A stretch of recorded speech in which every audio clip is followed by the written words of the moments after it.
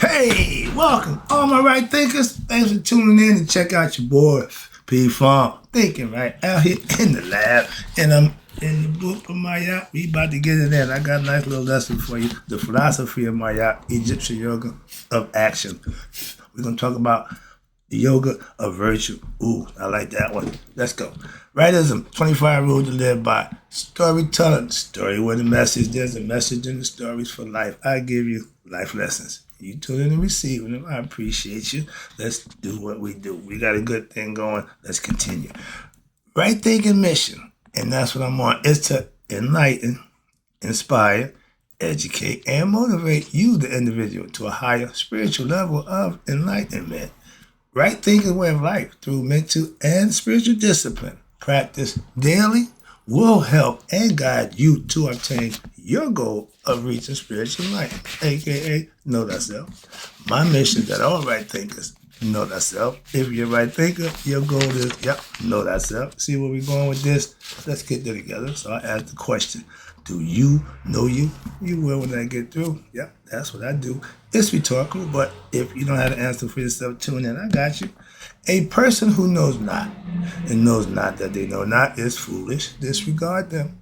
A person who knows not and knows that they know not is simple, but you can teach them. That's why I do what I do for you.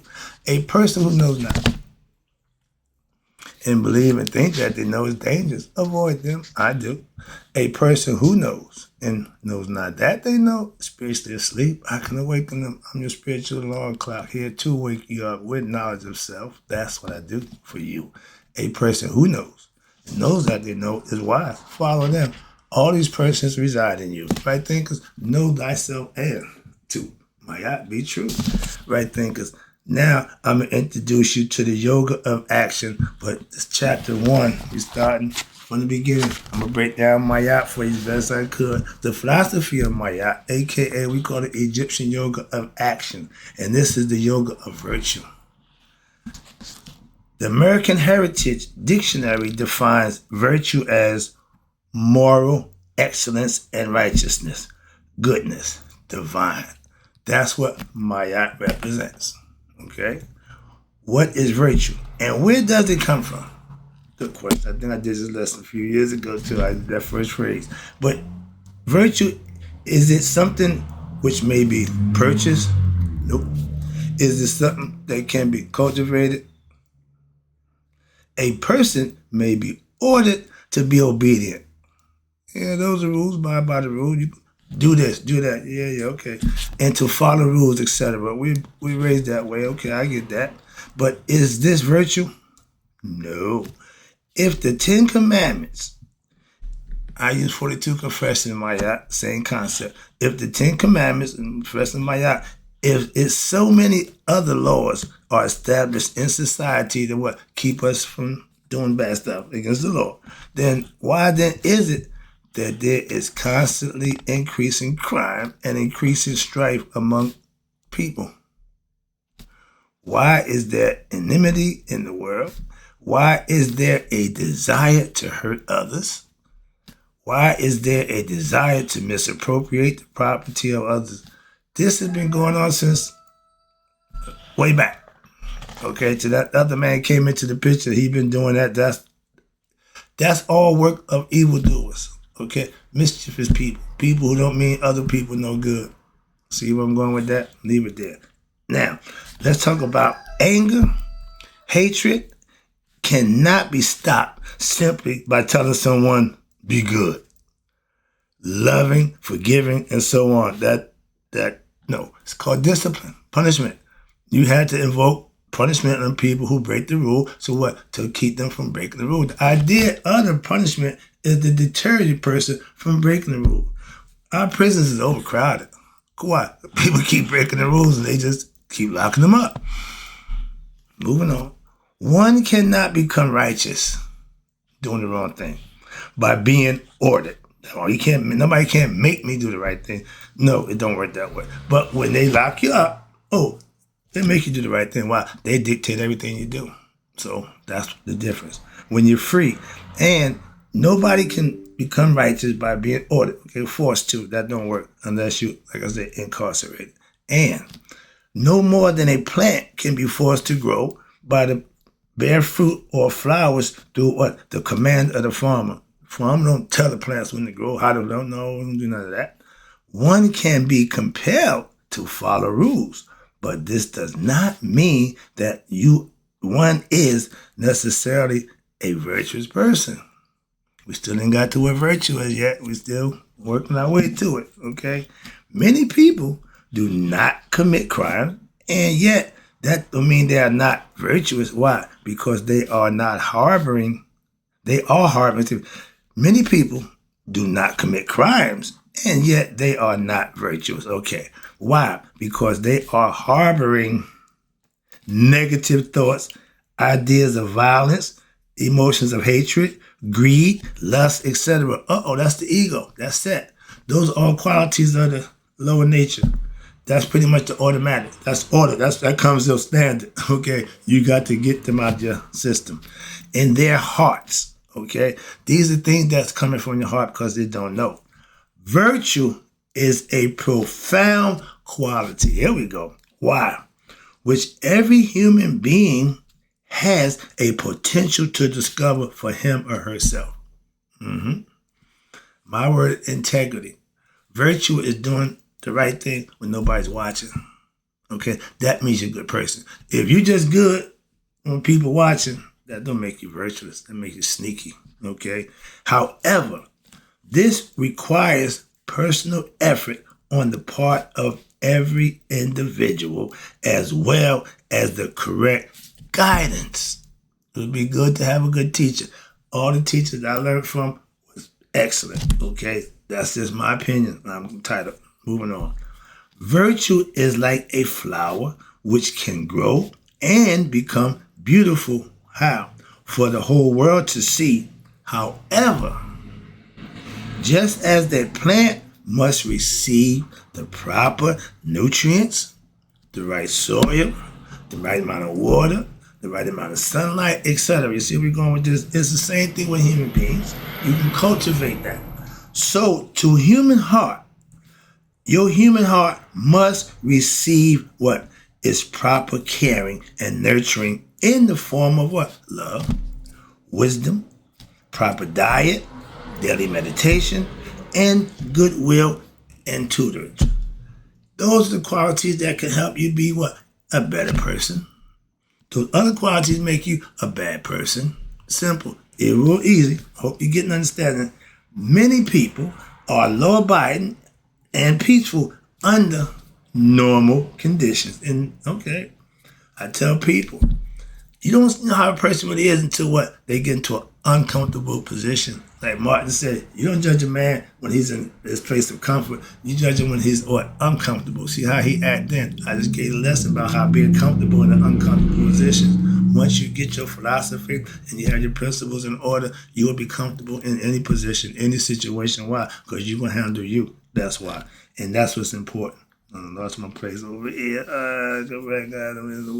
Many people. Okay, yeah. Many people, under normal conditions, everybody pretty much is cool. But if provoked, you might kill or presented with an opportunity. What happens? They will engage in what? Unrighteous, serious activities.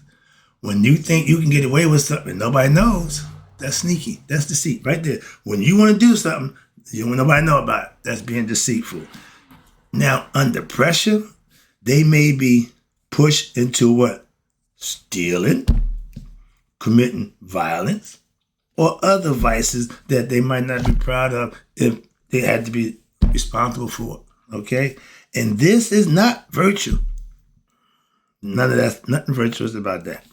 The development of virtue in a human being implies that sinful behavior will not be possible even if there is an opportunity for it. And this explains the lesson I just gave about I can't do ignorant shit. And bad, I want to show people the ignorance that they show, and I want to show it to them. I can't do it. I just can't do it. I'm compelled. I just can't do that. It goes against everything that I represent. So, yeah, they get a free break on that one. Why? I can't throw it back in their face. I can't show it to them. I want to call it the mirror. I used to do the mirror, show them how ignorant they is by being ignorant like them. Pastor said, don't get in the mud, but right. So, true virtue implies a profound understanding for oneself of what? Nature and of creation, and the heart which will make it what? Impossible to commit crimes. My mother-in-law said she just didn't feel good doing bad things. I never heard nobody say that. I practice my out philosophy. I'm learning that now through the philosophy. I just told you, I can't do dumb stuff. I can't do bad stuff. I can't do that no more. So I'm getting better. And it's impossible for me to go back to my life with crime. I can guarantee you that. I know that 100%. Or to even consider what? Doing sinful acts. Oh, you perfect. I know I'm a good person. I'm transparent. I'm good, yeah. As we discover the teachings and mastery of what? Maat, a.k.a. right thinking philosophy, and the reasons for this will become clear. What? Virtue is the quality which implies harmony. That's why. Maat represents what? Duality. Opposites coming together for the right cause. And this is what virtue, harmony with the universe, your heart and mind becoming one. Virtue is that which leads a human being to come into harmony with the divine self, God. I'm hoping this makes sense. From the metaphysical standpoint, sin is to be understood as the absence of wisdom, like ignorance. Sin means to miss the mark, not to get it. Ignorant, not know. Which leads to righteousness and peace and the existence of ignorance, which leads to mental unrest and endless desires of the mind. Sin operates in the human life as any movement which works what? Against self-discovery, against self-enlightenment. And virtue is in movement towards what? Discovering the essential truth of the innermost heart of oneself, knowing thyself. The state of ignorance will end only when, you ready? This is how you end your ignorant mindset. When your mind now develops a higher vision. Third eye awakening. Okay? Chakra is going to 6 chakra. Asset and that meets at the pineal gland. Third eye. It must look forward. It must look beyond the world's illusions of human desires. Get past your lower nature. It ain't all about the pleasures. It ain't all about monetary things. And you begin to now seek what? Something more substantial and abiding. This is when you, the right thinker, develops what? Your own personal interest in spirituality. Now you want something better and not in the material form. Spirituality is that, and spiritual knowledge is what you want to acquire. That's what I give you. And the practice of order, correctness, self-improvement, right there. My biggest thing is self-improvement. Why? We all can, what? Do better for ourselves. Simple. Push yourself, okay? Challenge yourself, so to speak. Self-improvement, and more importantly, intellectual development. That means you're studying, you're learning something, you're acquiring information, you're getting enlightened. That increases your intellect. In ancient Egypt mythology and the mystical philosophy, these qualities are symbolized by the deities. I keep trying to explain that to you, starting with my girl, Maat. She represents balance, order, reciprocity, everything that's good and righteous and divine. That's what she represents, given authority by who? God, Ra, set her up, order over chaos. And Anubis, my favorite. That's the jackal-headed god who he represents discernment. He want to take you through the afterlife. His job is to guide you through the afterlife to get you where you're supposed to go. And that's Anubis. You got Maat. She represents the truth. And Anubis, he's a symbol of what? Discernment, intellect which can see right from wrong, good from evil, truth from untrue. That's what your discernment is supposed to do for you in this world. So you got to master your Anubis quality in yourself, the aspect of discerning between right and wrong.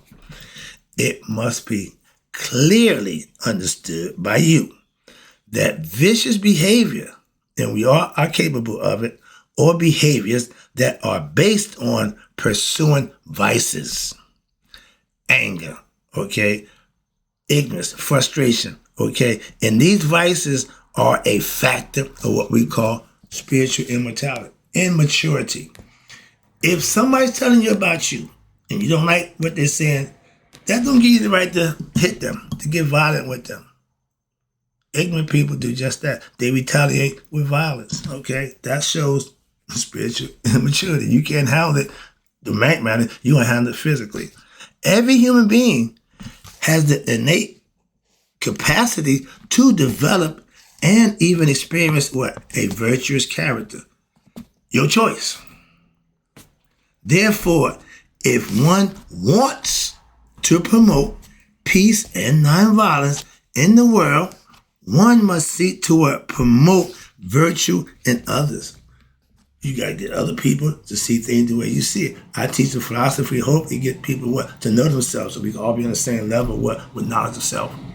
This means helping others to discover their inner potential for experiencing a higher state of connectedness to humanity and to the universe and a deeper fulfillment for their life. Knowing thyself is my purpose, and that's what they're saying. When your anger and violence are the mark of what? Immaturity, acting out on a lower level. Okay, that means you can't raise your conscious level to be better than to act out on that level. Those who seek to use violence, watch this, to have their way, to control others, or to promote order in society are in reality expressing their own inability to what? Control themselves. When there is true virtue, there will be no desire to control others. I don't want you kissing my butt, bowing at my feet, none of that nonsense. Take the lessons, use them, benefit from them, and I appreciate that. Tune in, give me the views, thank you. Questions, comments, appreciate that too. But you don't owe me nothing. It's a selfless service I'm giving you. That's why. And when desires to control others for egoistic purposes, right there, if you are egoistic, you're going to have bad things that you're going to do. And your egoistic purpose or through the use of violence, again, to get what you want, you do whatever you have to. And that's never good. A person with strong, virtuous character will be able to control him or herself so as to exercise great care and patience with others. I've been in situations that the old me would have dealt with a lot different. The new me dealt with it different, and I got a whole different result. I'm happy about that. That means I've changed. My virtue is getting better. This virtuous, again, development. It's a development. You have to acquire it as you go. Trust me. Allows a human being to be able to develop a strong will and exert a strong influence on others by showing, which can be used to direct them by showing what is positive and good. Daily, I'm here doing just that. This kind of spiritual power, what's this, was demonstrated, by some of the great sages, saints throughout history. One of my favorites, Imhotep, the first multi-genius, Ptah-hotep, Asar, Aset, Buddha, Jesus, Krishna, etc. When you're doing these things, you're doing the same thing that they did. Same thing. Oh, you compare yourself with them? No, but you're doing the same thing. When you want to do that, I don't. I'm just saying what it is. Give you the information. Now, all of the sages and saints just mentioned are what? They're no different than any human being who ever existed. except in the lifestyle that they chose to live. I chose to do what I'm doing now, just like they chose to do what they're doing. Different time, but the same thing. So yeah, I'm in the same class.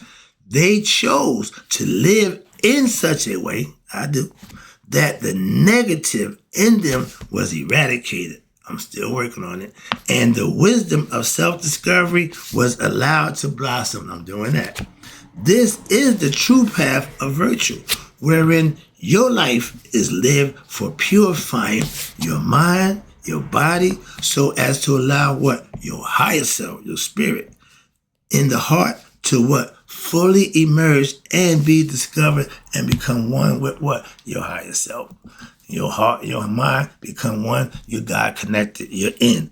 In order for this to happen, watch this, to gain this form of spiritual power and spiritual enlightenment takes years of practice, and it is also necessary to be able to root out every bit of ignorance of oneself. You have to have total understanding, total control over oneself. That means the ego got to take a back seat. And you have no more ignorance and negativity in your entire being. That's hard to do. That ain't easy to do. I'm still working. Again, that's why I know it's hard to do. And this means what? It means that there must be a clear insight into the nature of one's own spiritual innermost nature, knowing thyself. This also means that one's actions, one's thoughts, and words must be pure. Makaru, speaking from the heart.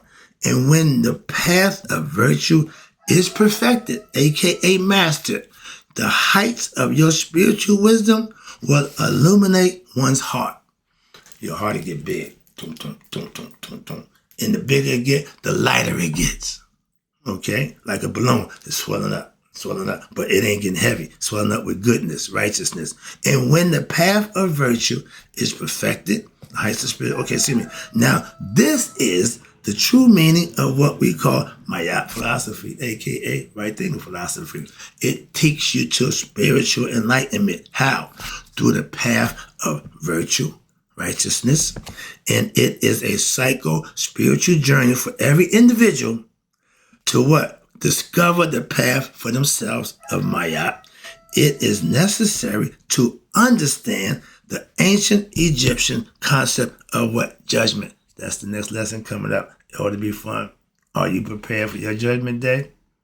When they say, get your house in order, that's what it means. Prepare yourself for what? Judgment day. Different philosophy, same concept. Hope you enjoyed the lesson. Right thinkers in closing. May you all live to be 100, me, 100 miles a day. So I never of my right thinkers who just got introduction to my yoga action and Maat philosophy and passed away. I'll be back with judgment.